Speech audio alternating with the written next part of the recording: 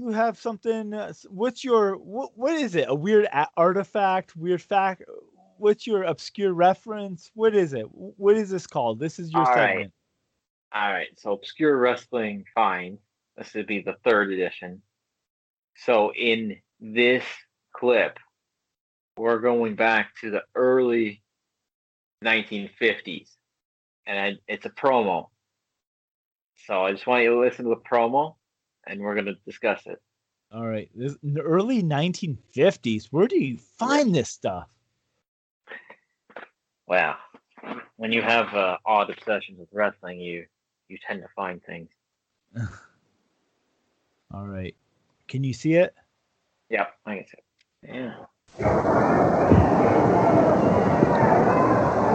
Count-off time once again. And instead of having a wrestler for you this time, we have a surprise, and I hope it'll be a treat for you to get the inside on some of the activity behind one of the wrestlers, one of the better, if not the best-known wrestler in the ring today, Buddy Rogers. I'd like to have you meet his manager, Bobby Davis. Good evening, George. How are you this evening? Fine. How are you, Bobby? Fine. It's always a great pleasure to be here. You know, I think today you're looking at, without a doubt, the greatest, not only the greatest, but the proudest, the happiest man in professional wrestling, George. Because, as you know, my champion has stomped over everything that I've put in his path. He's, without a doubt, the most fantastic, the most well-conditioned athlete in professional wrestling today. And the only fault that I have is that I just can't find any competition for Buddy. It seems that none of these fellows have enough talent. Well, I've seen them, they're well muscled, and a few of them have guts, and a few of them have a little bit of everything, but nobody has everything that it takes to make a great wrestler. You know, where Buddy and I come from, it takes, first of all, well conditioning. It takes a lot of strength, a lot of power. It takes a lot of GUTS guts, and first and foremost, it takes a lot of brains. My champion has all of these factors.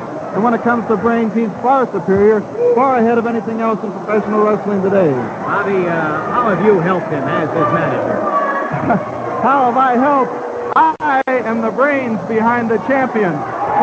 When it comes to the champion, you know, they don't even call me Bobby Davis anymore. They call me Mr. Wrestling. If I ever turn off that spout, there'll be no more world champions because I have the greatest. I'm behind the one and only champion, Buddy Nature Boy Rogers. When I sit in that corner, it's for one reason and one reason only. That's to watch for his faults. But since I've been managing him, there have been no faults and nothing to look for. Well, I guess that takes care of me. And there you have Bobby Davis, Mr. Okay, so Bobby Davis was the manager of Nature Boy Buddy Rogers.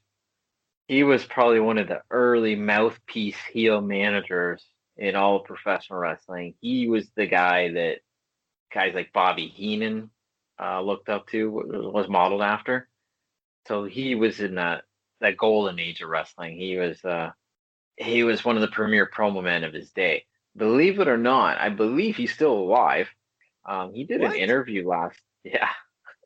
he did an interview last year. I never got to hear it, but it's online. Somebody just did a little interview with him about his career and stuff. But he was like one of those pioneers in pro wrestling. If you could find promos of him, they're very interesting. I had seen that promo a few years ago on Amazon Prime. They had some golden era wrestling, and I came across that where they're just all that is that exact promo where they just interview him, and he's basically talking about how he's the brains in Buddy Rogers, and he's like the smartest guy in wrestling. It's a prototypical heel manager. But it's funny when you look at him, he has that look of the day where it's like smarmy, you want to punch him in the face. He talks like he's the biggest guy in the room. I love it. I just thought it was an interesting. He can cut that promo was better than probably about 90% of the stuff I see on TV today. Wanna know why? It was believable. Yes. Because he, like you just said, he looked the part. He talked like he meant it, like it was real. It was. Now you have people, and I'm not going to go on here and be like, oh, they cite lines and they say what their, the writers tell them and all that. Yeah. Even if they didn't, like, you got to understand how to talk and how to draw heat and not worry about it and not worry about what you say and just go. You know who the best promo guy probably in wrestling? Well, one of them is today. Like somebody that if you were to take him and put him right in the 80s or in like this era, even the 50s, he would fit right in.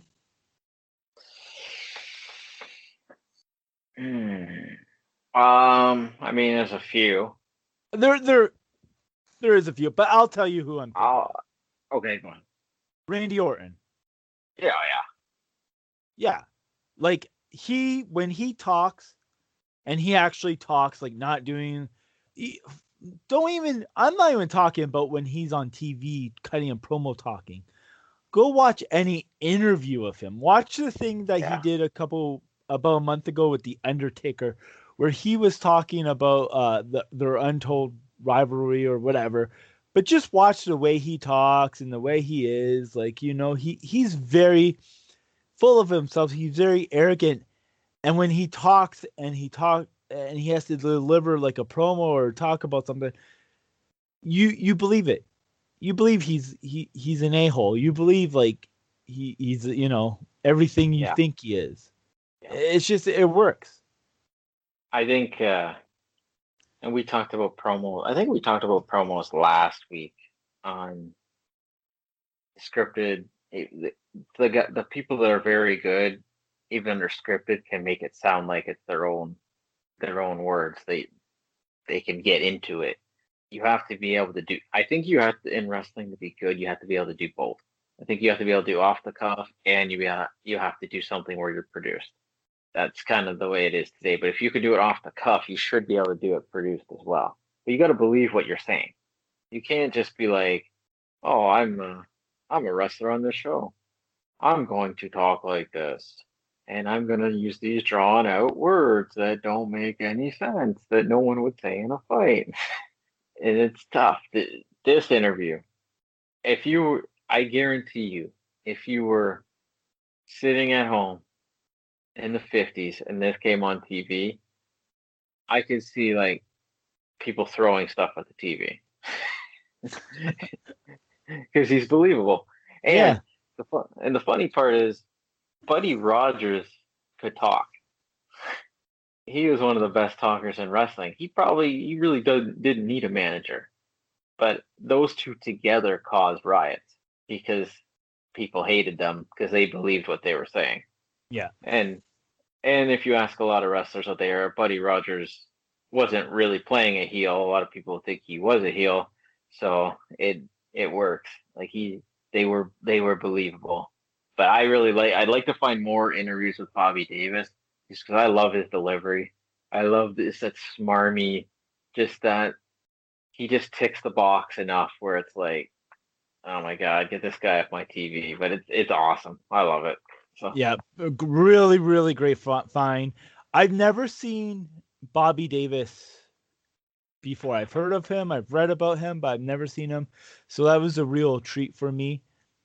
Yeah, really good job.